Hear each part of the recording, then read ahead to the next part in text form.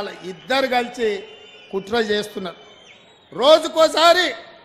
రోజుకోసారి doctor Laxman అంటున్నాడు ఎన్నికలు అయిన తర్వాత ఈ ప్రభుత్వం ఉండదని.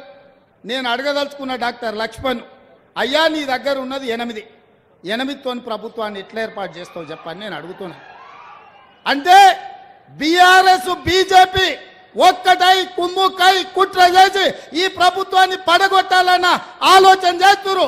అందుకే బీఆర్ఎస్ ఎమ్మెల్యేలు చాలా మంది అన్న ఇందిరమ్మ రాజ్యం ఉండాలి, ఇన్నేళ్లు మేము ఆ పార్టీలు ఉన్నా ఒక్కరోజు కూడా ముఖ్యమంత్రి మా గల్వలే, మా మాట వినలే, ఆయన ఎట్లుంటాడో మేము చూడలేదు.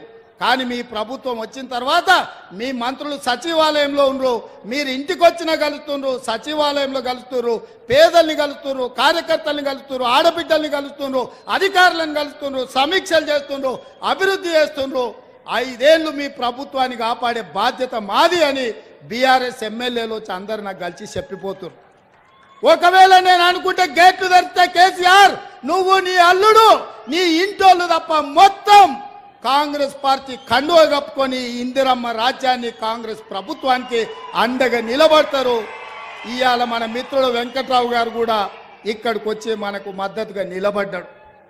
అంటే మేము మర్యాదపూర్వకంగా రాజకీయ నీతిజ్ఞతో ఇవాళ రాజకీయాలు చేయాలనుకుంటున్నాం.